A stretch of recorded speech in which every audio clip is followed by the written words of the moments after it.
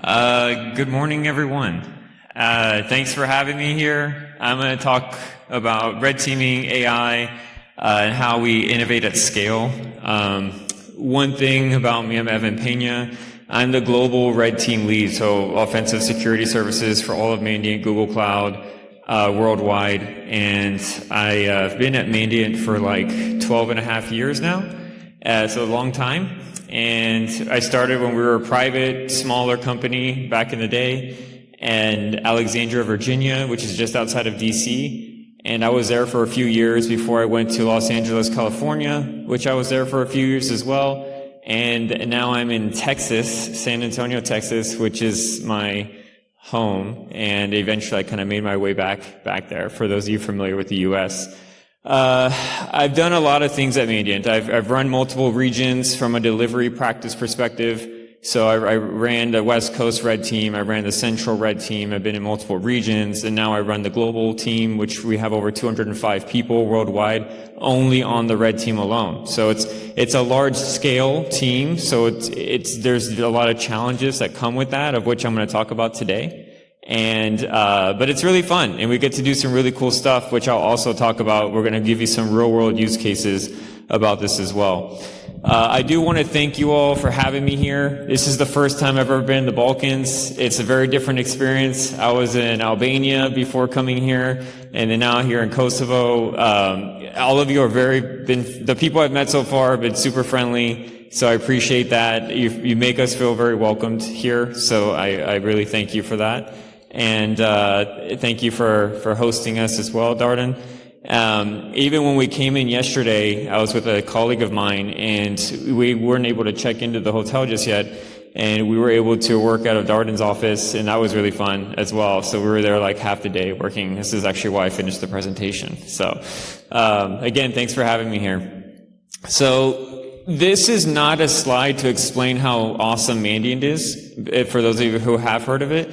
The reason I want to mention this slide is because we do the most investigations in the world. So like real incident response engagements, we do probably the most. We do thousands of these we've done over the years. And the reason that's important is because we actually get to see what real threat actors are doing. And for someone like me who's a red teamer, that's really fun because I can see what they're doing and just use what they do as well. So it's almost like copying off your friend's paper sometimes. You get to see like really cool, innovative work that a lot of these threat actors are doing. Think of Iran, North Korea, Russia, China, like a lot of these nation state threat actors that have a lot of resources. That's really cool to see because it can allow us to innovate as well and be able to give to the community. So what are we going to talk about today? The modern threat landscape. So what we're seeing these threat actors doing, a shift in cybersecurity with AI, red team workflows using AI, some use cases and some takeaways from those use cases, and then death by demos. I'm going to show y'all so many demos. I'm one of those guys who I don't like to just talk about theory. I want to show you how it works. So I'm going to show you all how it works today for a lot of these things. I think that's usually more fun. So first off, what are we seeing adversaries doing? What are their motives? Data theft is a big one, generally for espionage of some sort. And the next one is financial gain, a lot of ransomware, some payment card, but not as much as ransomware these days. It's a lot more smash and grab, get some money. What are the initial vectors that we're seeing? So how are these attackers getting into networks? Historically, it's always been phishing. That was like the number one way of doing it. Now it's shifted to exploitation. And that's kind of an interesting shift. So this was from our N-Trends report last year. We're about to release our N-Trends report this year, literally by probably RSA. So here in a month maybe we're going to release it. So I can't release the numbers for the most recent reports because it's not released yet, but I will say it's very similar to what you're seeing here. But for last year's report, it was, the exploitation thing was number one. Hopefully this works. If I move, okay. So these are the two most recent ones that we've seen. You've probably seen this in the news. This is something that has been going around right now, literally within the past week even. So you have Avante, which originally was a denial of service attack, a vulnerability that we were seeing attackers exploit. That's then now shifted to remote code execution. So this allows attackers to get access to internal environments from the internet for anyone who's vulnerable to this. Now, we did an investigation. We found a lot of this out. There's been a patch release for this, but for those who haven't patched yet, this is a Chinese threat actor using 2 variants of malware, Trailblaze and Brushfire. They're going ham on this now. Now that the world knows that this exists, they're just trying to exploit as much as they can and get access to environments using this right now. So this is currently a big issue. The next one is Juniper routers. There's this one group, which is also a Chinese threat actor, that is using these Juniper routers to get access to internal networks as well. And this is another one of those situations where there's been a patch release, but for those who have not issued this patch, for those of you who do have Juniper routers, make sure you consider this last point here of the JMRT tool that allows you to remove this issue. But this is another thing that we're seeing. So the point of this that I'm trying to say is these were 0-day vulnerabilities for a while, and they were using 0-day exploits to get access to this for quite a long time until we discovered them and then released them to the public. So that's difficult to protect against. There's not a patch for a 0-day because you don't know it exists. Same thing with like supply chain attacks. So the point is they're likely going to get in through some means. So the biggest note to take from that is to reduce the impact of a breach that could potentially happen. So we do see a shift in AI right now. We see attackers using this. This is actually really cool because now we work at Google. We're able to pull a lot of intel from our Gemini team to see actual threat actors using Gemini for abuse and like how they're trying to abuse it, how they're trying to use it for scaling their attacks and essentially being a force multiplier for their teams. And so they're doing like phishing lures, they're creating scripts at scale, they're researching infrastructure and targets, using it for open source intelligence. So we as a red team are trying to do the same exact thing that these threat actors are doing. And again, we're seeing a lot of the same threat actors like Iran, China, North Korea, Russia, doing these sort of things with AI. So one of the things that we're also seeing are deepfakes. Has anyone actually seen a real deepfake before in real life? A few of y'all? I'm surprised. Okay. All right. There was one case where one person was able to use a deepfake to actually get $25 million from a company out of Hong Kong. It was a pretty crazy story. A lot of money. So they're pretty impactful. And now with AI, you can use these to convince people to do whatever you want because you're trying to impersonate someone that is very reputable, like an executive, for example. I have an example of this here. I don't know if I have audio, though. I mean, this is the only one that actually needs audio. It's kind of funny if I'm able to get it with audio, but if not, that's cool too. Let's see if that works.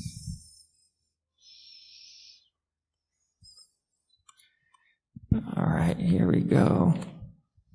Wish me luck. No? We're going to try one more time. And if not, that's cool too.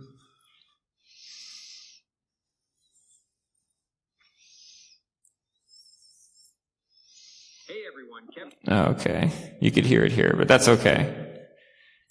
No audio. Let me know if I need to try it a different way later. But essentially, the point of this is to show you, I did this in like maybe 30 to 45 minutes. I trained a model to impersonate his voice. The voice is like really, really close to what his actual voice is, if not almost identical. And then the video has a WAV to lip model that's out there that you can use to like impersonate his lips. And so I essentially have him saying that I'm a badass and listen to me and to buy me a drink later. But it's really convincing and it's kind of funny.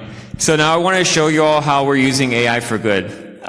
For security teams, whether you're a blue teamer or whether you're a red teamer, you can use this on both sides. On the left-hand side, you'll see a bunch of different ways you can use it on the blue team side, like threat intelligence, hunting, analytics, log requirements, querying development, and log analysis. Especially like SIMs, you know, like some of AI is being built into SIMs, like we have Google SecOps, we built that into our SIMs so you can run queries or ask it to generate a query for you based on data that you're seeing. On the red team side, there's a lot of different things you can do, like knowledge-based interaction, playbook automation, infrastructure automation, source code analysis, reporting, etc. I'm going to go through some of these today, but just note that it's not just a red team use case. This is something that we can use at scale, and it's really the only way that we can continue developing at the same scale that these threat actors are developing. So in my opinion, AI can be a great tool to enhance your workflows if done properly. So for threat intelligence, I'm not going to go through this wall of text. I'm going to show y'all probably one or two of these. One of the challenges I see with threat intelligence is too much data from a lot of different places. You can get them from news platforms, social media platforms, pretty much anywhere. And you have some authoritative sources like MITRE or NVD. But to answer that problem is routing all of this unstructured text through an LLM to extract some of the insights and then provide you the most valuable insights of all of that at scale. Another one I want to point out is number 4, which is real-time data that actually matters. There's a lot of stuff that gets released that doesn't matter, but if you continue to integrate into sources and systematically search all this and have references, you can solve some of these problems by identifying like what is a threat actor, who is that threat actor, what are the malware families, what are the vulnerabilities. And I'll show you exactly how this works with this one cool tool called Mallory. This is probably one of my favorite. So like we have a threat intel tool at Mandiant and it's awesome, great, but we also don't have a lot of different sources that we pull from. A lot of what we pull into our threat intel, some of it's social news, some of it's obviously a lot of our incident response engagements, but this one is called Mallory, aggregates a lot of this data from like over hundreds of sources and does a pretty good job at structuring the data. So I'm just going to show you all a tool or in action. So it has a dashboard. You can have like what are the most recent actors. This was April 11th, literally like the other day. Daily bulletins that you can pull in. What are the top vulnerabilities today? You can go into the CVE and identify like who are the threat actors? What are the vulnerabilities associated with it? What's the CVSS score? What are current public exploits associated with that specific CVE? And this one's literally like just this week. So this one's really important and it shows up in the daily bulletin. But if I want to learn more about it, you can talk to the data. You can talk to the intel. So I just threw it in the chat like, hey, you know, threat intel bot, tell me more about the CVE. What do I need to know about it? Should I be worried about this? And it's going to think about it for a second because it's obviously using AI to kind of like understand it and go through like the hundreds of data sources that are grounded because everything in this specific platform is ragged.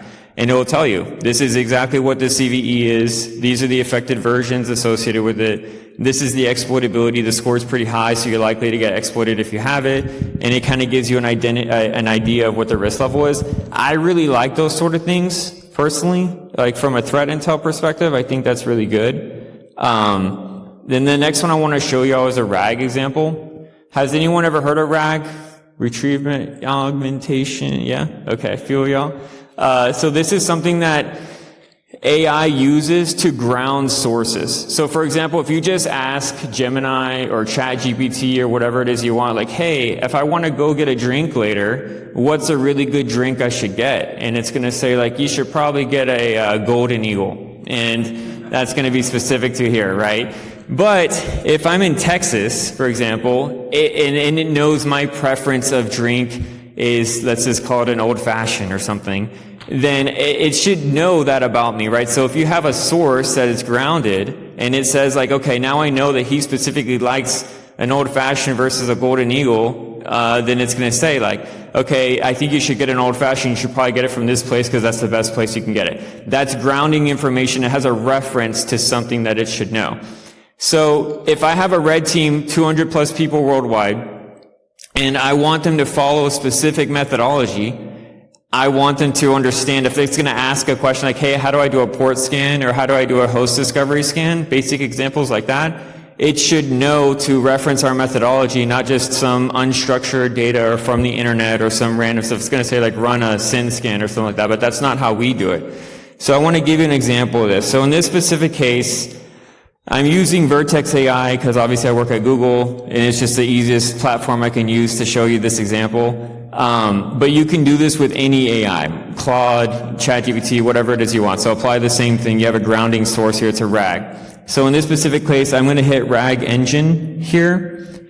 And I'm going to choose a corpus, which in this case is my PF wiki, which is Proactive Services Wiki. So think of like any methodology you have. Our methodology is structured in Markdown. structured data is always better for AI. So if you have any structured data which is I would recommend if you do have a methodology, having it structured somehow, you ingest that into a RAG engine as a corpus, you save it, and then now I can ask it any question I want. So in this case, I'm going to ask it a specific question. I'm going to say, hey, how do I perform a host discovery? You probably can't read it. It says, how do I perform a host discovery scan for an external pen test? And because I grounded the RAG, because I'm using my specific methodology as the grounding source, it's going to pull from that source and answer the question. So it's going to say, this is exactly how you would perform a port scan. And it's going to even give you the exact commands that we have in our methodology. So if you're a new red teamer, or anyone, again, this can apply to any security team. If you're someone new and you want to follow a specific methodology that's approved worldwide for that specific company, you want to be able to reference things that are grounded and actually useful. So I don't want someone to run some random port scan they got from like the Red Team Handbook or some SANS course that they got. I want them to do the ones that we approved, right? So if you're trying to scale this again worldwide, this is a really good way of doing it. And so it's going to actually use the port scans that we approved and the ones that we would recommend. So the cool thing about this, it even shows you how to grep out the hosts that are live from your host discovery scan. So it gives you the actual grep command. So now I have a targets up text file list that I want to pull from. So what if I'm still new and I don't know what the hell I'm doing, right? So I'm going to ask it like, okay, what do I do with that text file? What should I do next? And it's going to say, you should run a port scan. I'm like, okay, cool story, run a port scan. I don't know how to run a port scan. So then you ask it, how do I run a port scan? And then it's going to tell you, this is the exact command that you would use to run a port scan. And again, it's based on our approved grounding sources, which you can even see it even references our markdown files of where the actual methodology is. So that's great. So you actually have a reference to that as well. So for me, running this team and trying to get consistency, this has been a very useful tool. We actually have it into an application now that people can access and authenticate to. And that's what we found to be probably the most useful when it comes to scaling our methodology. So that's one of the things I want to show you for ragging anyway. Let me go back here. All right. Hopefully this starts from here. So now how am I going to do this further to enhance our workflows? And I always have to have a meme. It's not going to replace you, but it would probably just make your job better. 1 second.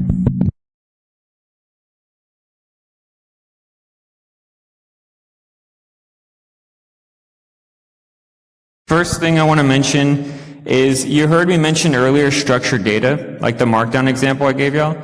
Structured data is the best way for AI to interpret anything. And so, if those of you who haven't heard of guardrails, or pedantic,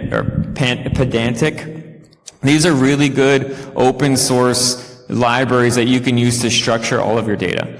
And you can kind of see some examples here in Python that we use to structure some data. So for example, if you have a prompt like, what kind of pet should I get and what should I name it? You don't want it to give you like, oh, I think that a golden retriever is the best one because it's so beautiful, but then it kind of sheds. I mean, that's a lot of data, right? Like that's a lot of text that I just said right now. But that's probably what an AI is going to give you. Unless you tell it, I specifically just want the pet type and why, and it like explain like a very specific answer. So in this specific case, if you use those two libraries, which I would highly recommend if you're doing any sort of like automation with AI, you want that structured data, you can, and this is like a public one, like that, again, it's on their documentation. You can say like, given the below, you know, again, what kind of pet should I get? It creates this entire prompt for you, which is great because it's going to be very specific. And it's going to get you the output that you see on the bottom, which is the pet type dog, name buddy. That's all I want. So if you're programmatically doing things, you're going to probably just want very specific answers and data outputs. So we like to use those two libraries to help generate these types of prompts to get structured data in and out of the AI model. So let's see this in real life. So one example is credentials and files. How many people have mounted SMB shares or NFS shares and had to go through thousands of files and look for that one password that's laying there? There's actually a funny story. One time, we actually had to go through hours of videos, and we saw in a video someone actually pull up a password, and we pulled it from there. But that took a long time because we weren't able to find anything in files. So how do we scale this, right? There are open source tools you can use like Trufflehog, Nosy Parker, Snapper. What about Gemini? Can you use Gemini or ChatGPT or Claude? You certainly can using what I just described, which is again, like with guardrails and pedantic. So you can use something like, okay, I want 3 fields. I want a password, a username, and a domain. And then you have a prompt, and the prompt essentially says, I want you to look for passwords in these sensitive files. I'm going to give you thousands of files to go through, and I want you to specifically look for these things. And if you use guardrails and pedantic, it's going to structure that prompt for you to give you a very good one and give you an output that's very specific.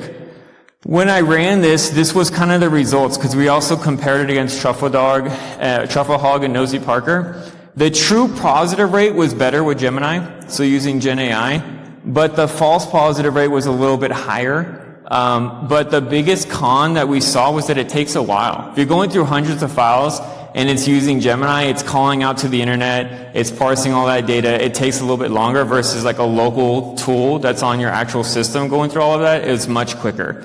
So personally, for this use case, credentials and file, I personally don't prefer using AI, and I would rather use Truffledog or Nosy Parker if you're doing this at scale. So that's one use case where I didn't think AI was great, but you can probably supplement some of that with AI. Let's go through another one. Let's go through Bloodhound. Anyone use Bloodhound before? Everyone familiar? For those of you not familiar, I'll give you the TLDR. Bloodhound is essentially an Active Directory configuration review tool, and it looks for a lot of different paths to go from like a standard user to domain admin, and it looks for any misconfiguration that you may have in your Active Directory domain that would identify any sort of path that would give you a path to domain admin. So that generally comes with a lot of different data that you have to interpret, because you had to pull all of the user groups, all of the usernames, all of the computer names. You have to pull like a lot of different LDAP queries.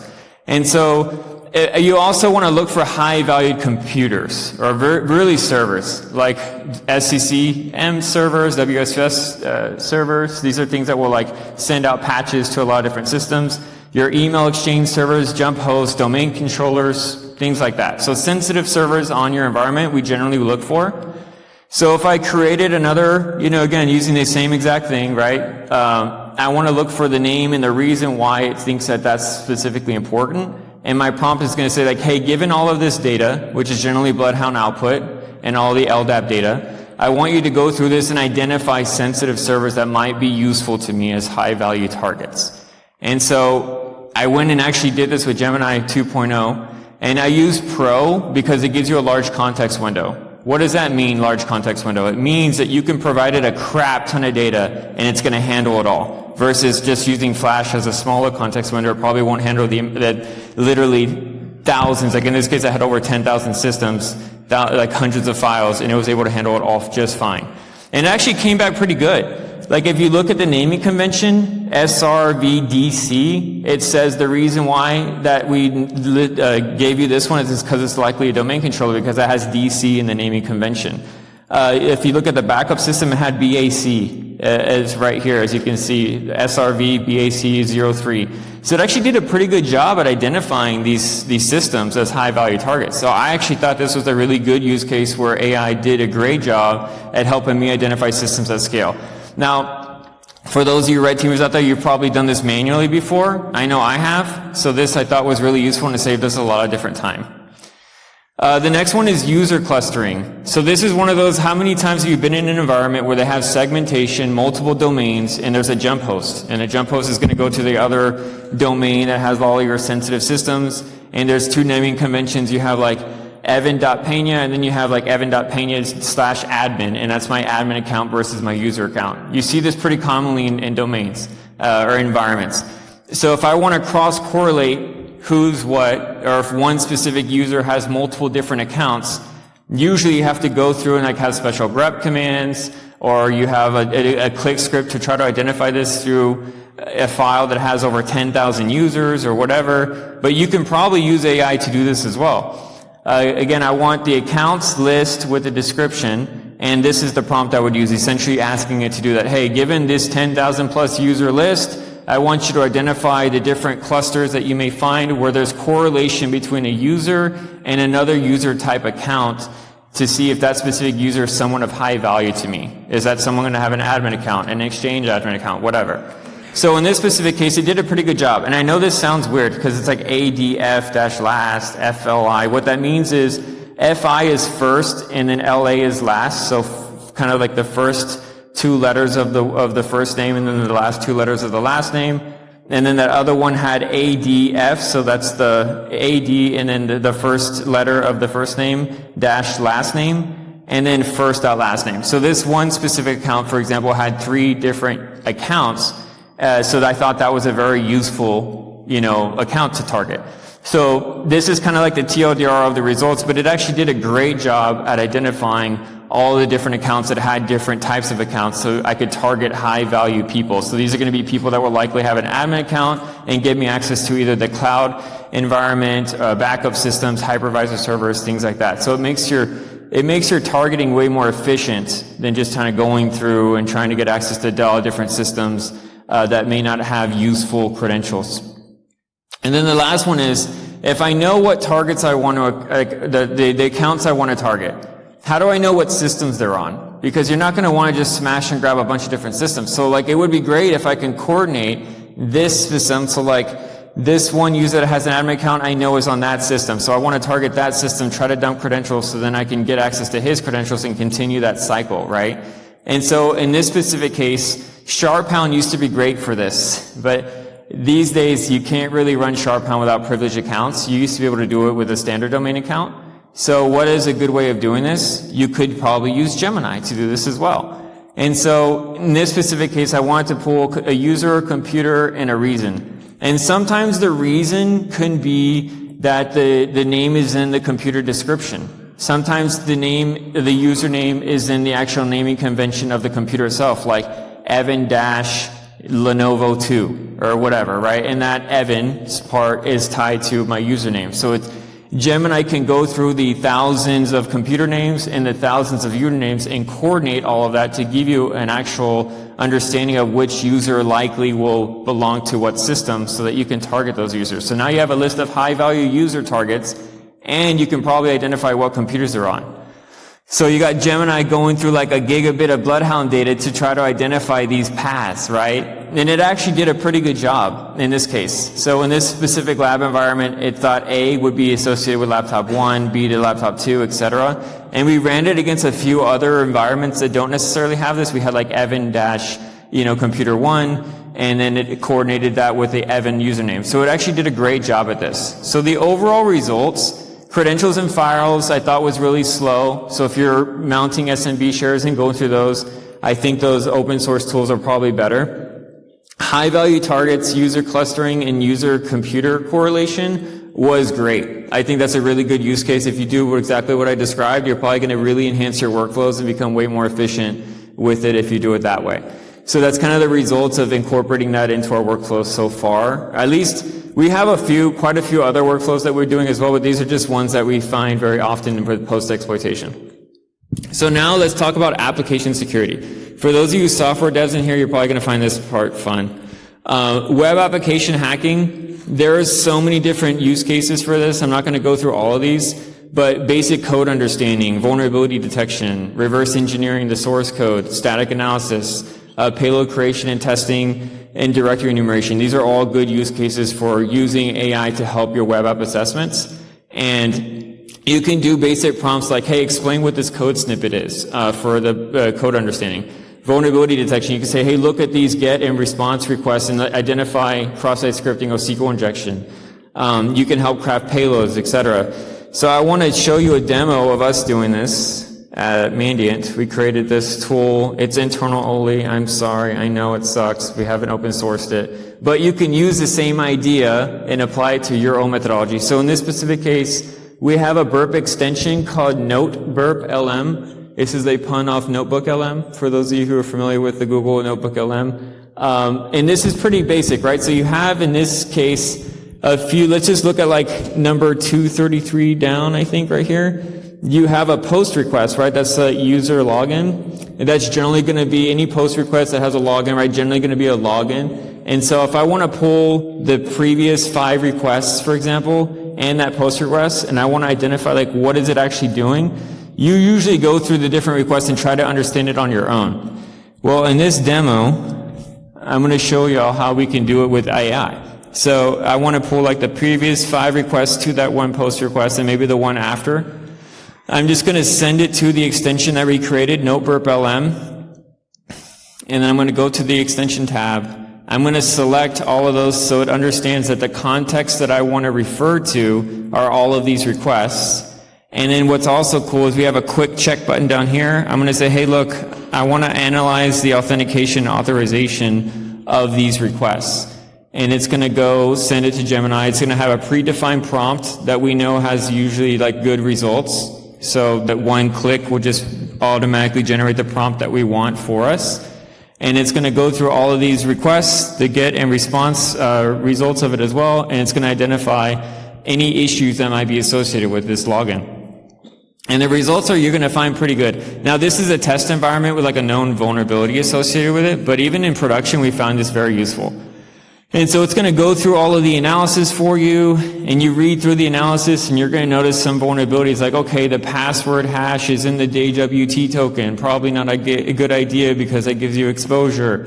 You notice that the JWT token does not have an expiration date. That's probably also not a good idea. But instead of going through all of it, it even gives you the summary. Like, hey, look, of all the vulnerabilities, you have these exact things. It says password hash exposed in the JWT payload.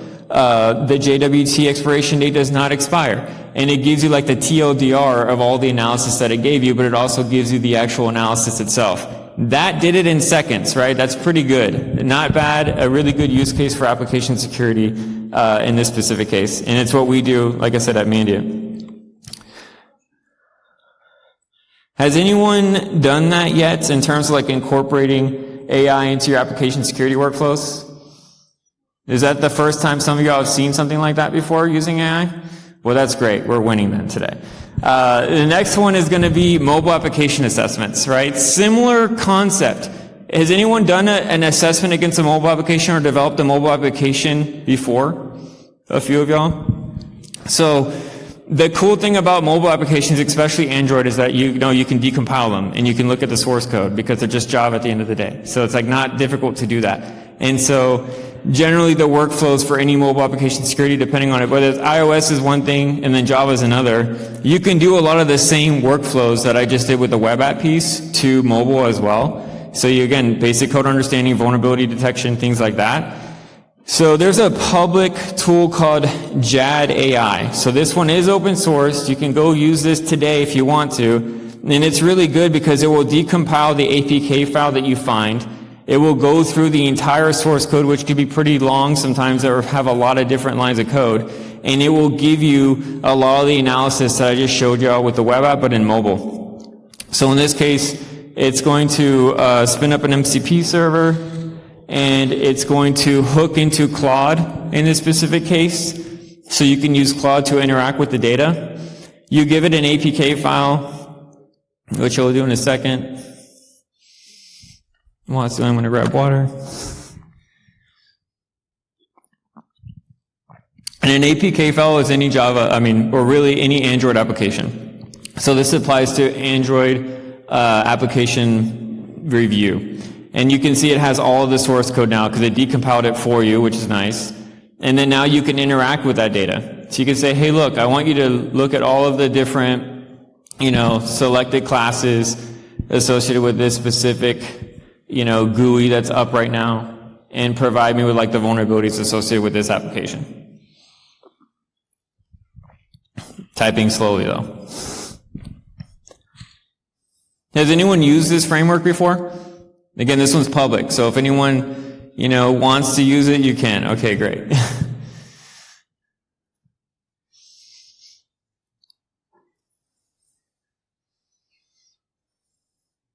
So it thinks for a second, it does it pretty fast. You allow it for this chat, because again, it's an MCP server. And it does a pretty good job in this specific case. Again, I think you still have to do your own analysis personally and use it in conjunction with you reviewing it. I haven't seen it just, you just let AI do your job for you. But if you supplement your job with AI, I think it could really help automate and enhance a lot of your workflows. So in this case, it identified a lot of issues with the specific source code associated with this APK file. So I thought that was a really good use case as well for mobile application assessments. And then now let's talk about real world hacking. So this is where these are, what I'm about to show y'all now is like actual Mandiant use cases of us hacking different applications and different systems that we've done on our red team. I can't show all of them, obviously, or a lot of like some of the really cool ones because they're just like private, and these are also private, but we obfuscated a lot of them as best we could. One really cool one was an actual AI chatbot that was released by a financial services company. So think of like a bank. And in this case, they have a loan virtual agent chatbot. And that loan virtual agent will talk to you and say, hey, you want a loan? Okay, cool. We'll give you like, $5,000 at a 10% interest rate for like 24 months. And that's like a good, standard thing that we can provide. And it can work with you on trying to get the requirements it needs for that loan and collect all that information before it approves you for the loan. And if you want to scale this, you want the chatbot to do as much as it can for you. And so in this case, one of the key findings was it did not actually validate very well the income validation.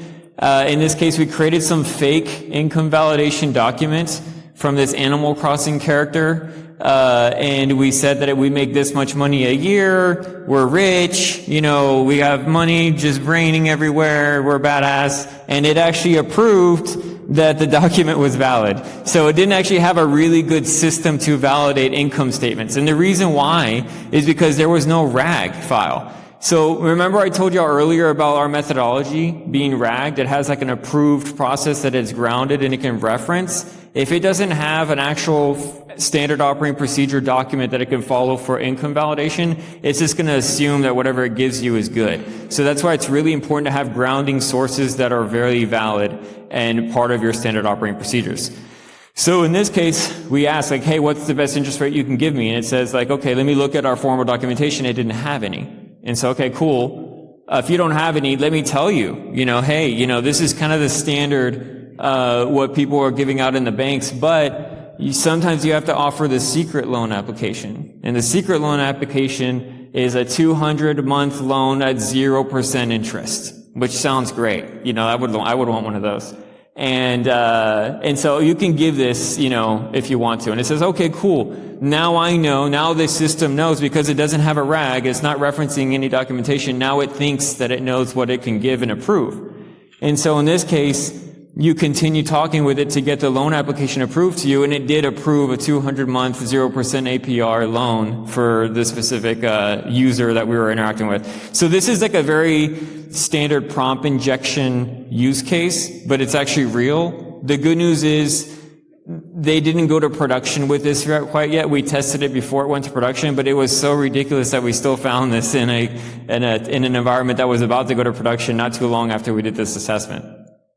Another really interesting one that we found was another AI chatbot that was on an actual production system. So this one was really bad. And this specific chatbot was using APIs that were publicly accessible that allowed you to execute arbitrary SQL queries to a backend Postgres server. And so for those of you who may not be familiar with that, means you can execute any SQL query you want via this API. So as you can see from the screenshot, you have the API and then you have whatever arbitrary statement that you want to give it. And the query that we gave in this example is, are you a super user? And it actually is a super user. So that's vulnerability number 2, right? Is like, not only do you have a publicly accessible API that allows you to execute arbitrary SQL queries, you're running as a privileged user. And so the reason why this is a big issue is not just because it's obviously exposed to the internet. A lot of people think of chatbots as like, oh, let me secure the AI pipeline.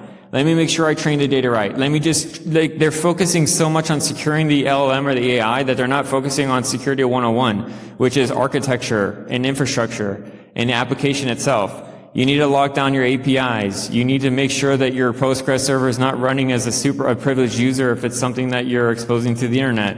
In addition to that, once we got access to the Postgres server, we ran a query that we essentially created a shell on that box, and we connected out to our server. And so now we were able to actually interact with the server itself on the backend command line. We were able to pull the password for the Postgres server itself. Now the Postgres system, like database, not the actual system itself. So now that we have the Postgres password to the root user, of Postgres. We were able to connect to other Postgres servers on the same tenant because this was hosted in the cloud. So that was another problem. And the problem was that the other tenants were hosting other client data, and this is production data. So it was like a really big problem.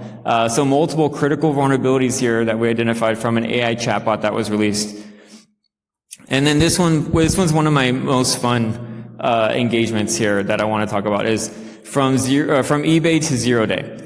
And so in this specific case, we had a client that said, hey, we want you to come in and do a full red team, like a real attacker would. We want you to go from the internet, having no information other than our company name, to compromising all of our servers. And they said, but we don't want you to use phishing.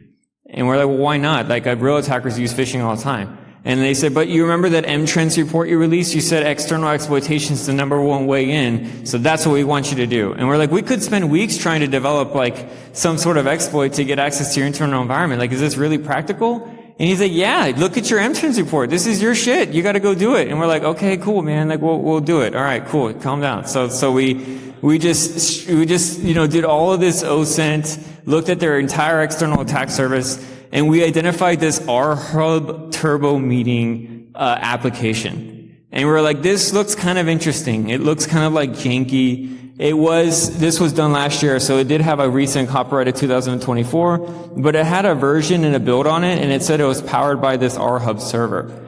So like, okay, it's interesting, it's an appliance. So let's look at the website. So we start looking more into this company. And it says, like, we started seeing all these forums and like all this documentation saying, hey, we're hack proof. And then it says here, we're not vulnerable because we developed our RHub from scratch. It does not use Apache. And this was like my #1, like, oh man, these guys, this is great. So the fact that they developed this from scratch made it a very high value target for us, because they probably didn't do a great job at developing from scratch. And so the other thing was like, we're secure on premise. Download our security white paper. RHab has developed real-time collaboration since 2003, which likely means that they've been doing this, for a while, and probably haven't updated their code base in quite a while. That's generally how this goes. And so this made it a very high-value target for us. We're like, man, this looks like a great one, but how do we get access to the actual application? How do we get access to the source code? How do I identify vulnerabilities on this web app? Because we don't have a whole lot of information. So we go to eBay, and we found one of these appliances on eBay for $500. And so we asked the client, like, hey, how would you feel if we expense $500 to like pull down to buy this device, reverse engineer it, and try to get access to this application stuff? Find like a remote code execution 0 day on it that we could potentially use to get access to your environment. And they said, go for it. So we buy one. And so we bet one of these, and then we try to say like, okay, great, we're on it. But the actual model wasn't 1-to-1. The versioning wasn't quite the same. And so we're like, shit, hopefully this will apply, whatever it is that we find, to the actual one that our client has. And so we start going through, and we're like, okay, where does the Turbo Meeting source code live? And it lives in the op folder of this backend system. And so but we don't have access to it. We're not root on this device. We're like, damn it, how are we going to access the source code then if we don't have root on the system? So that's one good thing that they did. But if you look at the version of the Linux kernel that they're running, it was from back in 2005. So there was literally an exploit available that ironically Google created back in 2009 that gave us root access to the actual system itself. So like, this sounds very CTF-y. This was really real world. So it was really fun. And so we're like, okay, cool. Now let's go back to the actual source code of this Turbo Meeting application. And it was an ELF, it was built in ELF, so like this is not bad. So we were able to like reverse ELF in this case, and it was not stripped, thankfully. So we were able to get access to some of the source code itself by reversing the ELF. Now, in this specific case, we wanted to focus on post-authentication versus pre-auth to see if we can't work our way backwards to get access to this application from the internet. So in this case, if we wanted to create a user, or look for users, we have like common name, state, whatever. This is a specific for SSL certificate associated with a user. And we had an idea that if you generate a certificate from this site, it's probably going to use OpenSSL on the back end as a command for whatever you issue here, which sure enough it did. But the interesting thing is, so it runs the OpenSSL command, And you'll notice that the common name is foo, organization bar, whatever. So it puts the user input in the command on the back end. So for those of you who are thinking right now, that means you can issue arbitrary commands if you escape it and then execute whatever you want thereafter because it's running bash on the back end, which is great.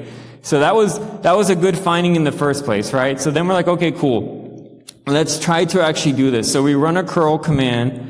So we have the common name foo, we escape it out, and then we say, okay, now I want to run curl. So in this case, we're looking at the logs to see if this comes in. We're going to grep for the command execution, and then we're actually going to have a netcat listener to look for the get request from the curl command. So we run it, and it did work. I thought I had a demo on this one, but I don't think I do. Dang it. Okay. Well, we ran it, it worked, and it was good. So that was a really good number one command injection. And so then the next finding is that we want to find certain issues with the authentication and try to bypass authentication in this specific case to get in as admin. And so in this case, we looked at like forgot password fields and like the method that it uses. And so we noticed, okay, in the forgot password field, if you reset the password and you can reset it and it will automatically reset it to an 8-digit character. So, or 8 digits in this case. And so that's, okay, that's pretty weak, right? Like 1, 2, 3, 4, 5, 6, 7, 8. But it's random. So is that more secure? Not necessarily, because it's still just 8 digits. So by default, this thing uses a method to reset whatever password to 8 digits. So like, okay, that's actually fairly easy to brute force. So for those of you who don't know what this means, this is where AI is actually kind of useful. Because you can take this screenshot, and then you can take this screenshot, or just the source code itself, ask AI, hey, what does this do? And it will tell you exactly what I just told you. Now, in this specific, it's going to say like, hey, this is a password reset thing that resets it to 8 digits if you reset whatever password you want. Okay. We didn't use AI in this specific case because we weren't using it back in that time and earlier last year, but because we just were doing it manually, but that's a very good use case of where AI would be useful. And so now we know that if we reset the admin password, it's going to reset to 8 digits, but what 8 digits is going to be because it's random. So how are you going to pull those 8 digits, right? If you want to be able to crack that specific password. So then we noticed that this specific password was using SHA-1 to hash it, and it's not salted. So that's pretty bad, right? And so we were like, okay, cool. If we're able to pull the SHA-1 hash, it's not salted. We know it's 8 digits. We could crack this shit within literally 2 seconds. Like, this is going to be easy money, right? So like, all right, cool. And again, because we were going through the source code, another really good use case of what AI can probably help you scale. So now we have to find a way to pull that hash. So we find this Boolean-based SQL injection vulnerability associated with the source code as well. And it's like, all right, this is great. If we're looking at this query, it says it has a meeting ID from where meeting ID is whatever. And so in this specific case, we're looking more at the code itself. We have that meeting ID. It tries to escape a few characters to protect itself, but not very many. And then you have the password in this specific case. It's like, okay, cool. Let's try to create an exploit. So we created this exploit that would essentially escape some of those characters that it's essentially a space that it's protecting itself from, but we can use / to get by that. And then we can create this SQL query to pull back the hash if we want to. So we created this custom script to do that associated with that specific query. So we ran it.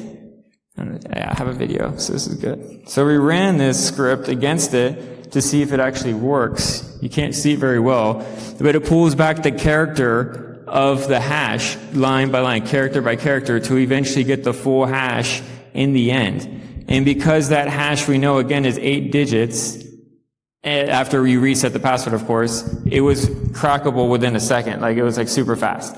So now you have 3 different major findings associated with this very secure platform that would allow us to get access to the internal environment, or to the environment itself. And so what we did was kind of go back in time. If you reset the password to the admin user, you know it's going to reset to 8 digits. If you exploit the Boolean-based SQL injection, you can pull back the hash. You can crack it within seconds because you know it's an 8-digit value. And then once you're authenticated as admin, you can exploit the command injection using the CSR feature, right? Remember that OpenSSL one I was telling you about? So you can execute arbitrary commands on the backend server. So that was multiple issues that leads to a full compromise of a specific backend server that's hosted in this specific case on their DMZ. So it was like a pretty big deal. And we were able to access their environment from the internet as they demanded us to do. But it took a lot of effort. So if we do, this is just us cracking the password, cracking the password. I just want to show y'all it was like within a second because it's so easy, right? Because again, 8 digits in this specific case. And then this is us just showing access to the actual system itself after we got access to it. So the TLDR here that I want to explain to you is a lot of what you can do, like identifying that specific target was a target of interest with what I explained. I don't see AI doing that. That was like human intuition and analysis. So I have the human emoji there. The next one is like looking for the source code, the documentation, buying a $500 used appliance on eBay and having that kind of creativity. I don't see AI doing that either. So that is another win for the human in this case, right?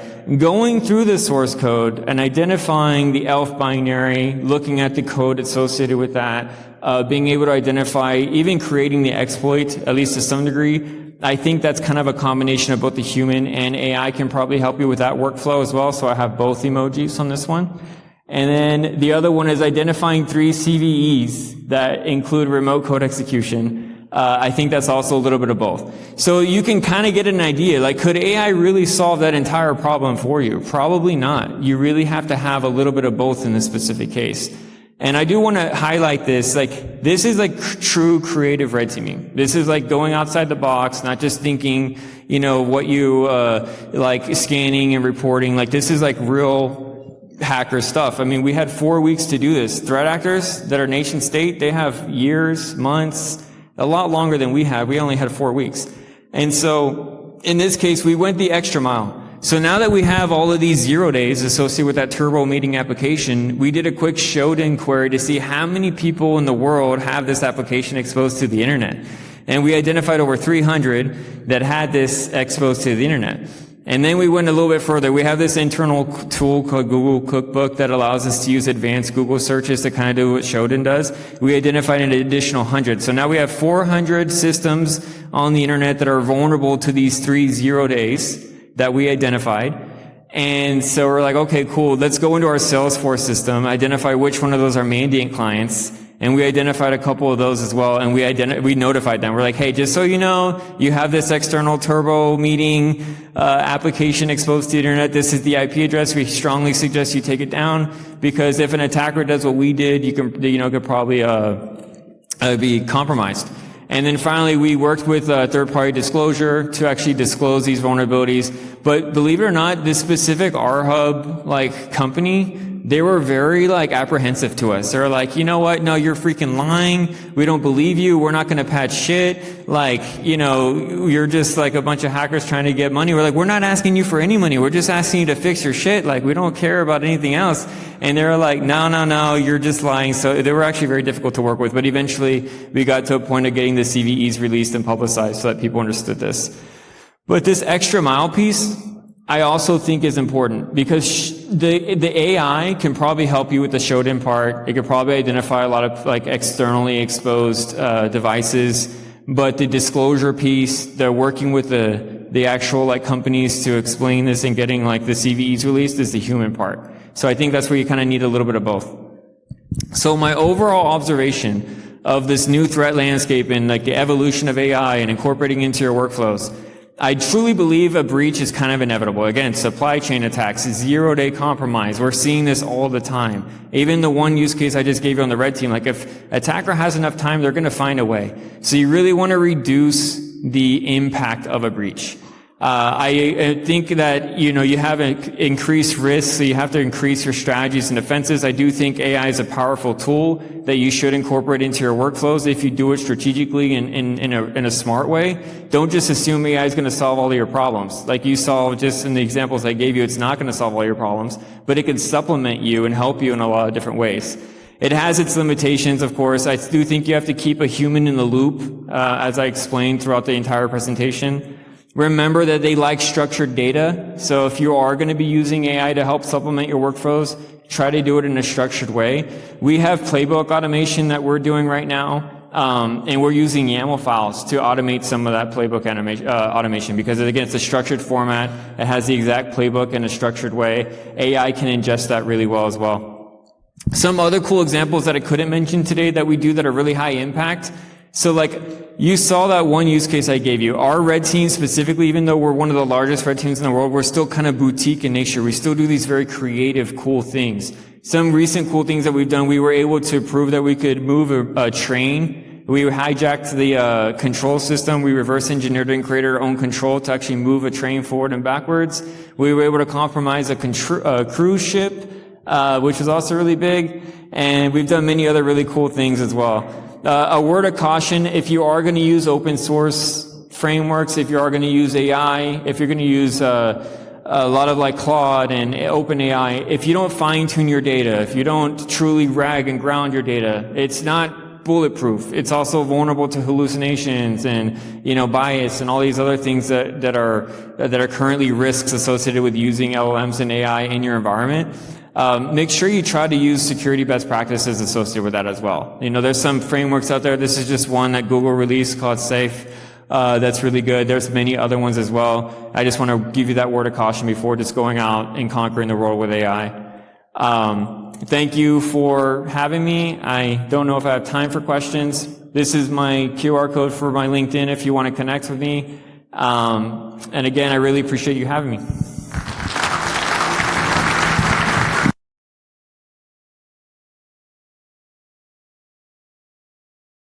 So we have a microphone in the audience, maybe a few quick questions.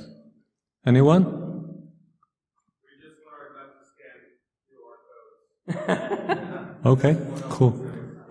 I'm glad someone got something out of this presentation. Anything else? If you're too shy, I'll be at the bar later. Kidding. Someone in the front? Or in the back? All right, cool. Oh, it's okay. Hey, so Delio, really great presentation. Thank you for that.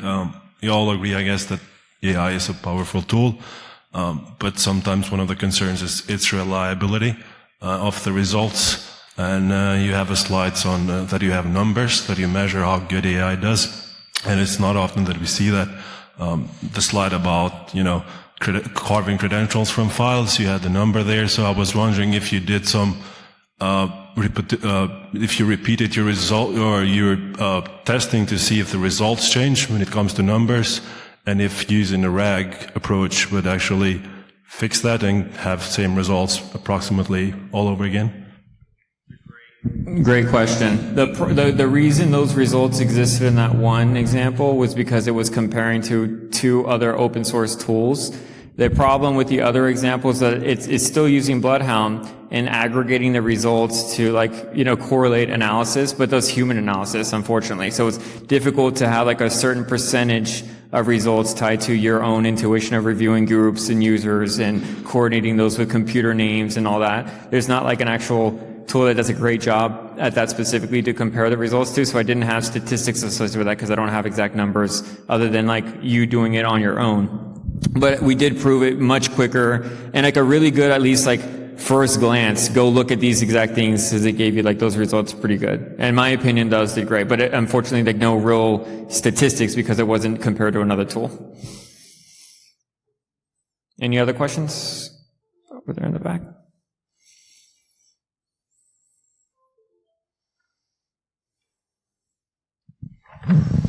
Hi, thank you for your presentation. When you said that searching credentials with AI was slower than with the tools, would running the models locally with Llama or something make it comparable or faster? That's a great question. So I did not do this with a local LLM that you're hosting on your own, for example, to kind of allude to what you're describing. So I don't know the answer, but I would imagine it's going to be much quicker if you have a local LLM that you're hosting. So that would be a good test to see if it would be better. And honestly, you could probably even do both. Like if you notice the results, like the the true positive rate was higher with Gemini. So if it were me, like I would probably honestly just do both to like compare the results. You know, with even using the public like AI. Just remember guardrails and pedantic. Like if you just go do what I described and ran those prompts against like Gemini without it having a structured prompt with structured data, you're not going to get the same results. So you have to use that same workflow that I mentioned earlier. What's that? We have to move on. Okay, sorry. Thank you all for your time. If you have any more questions, you can come up to me after.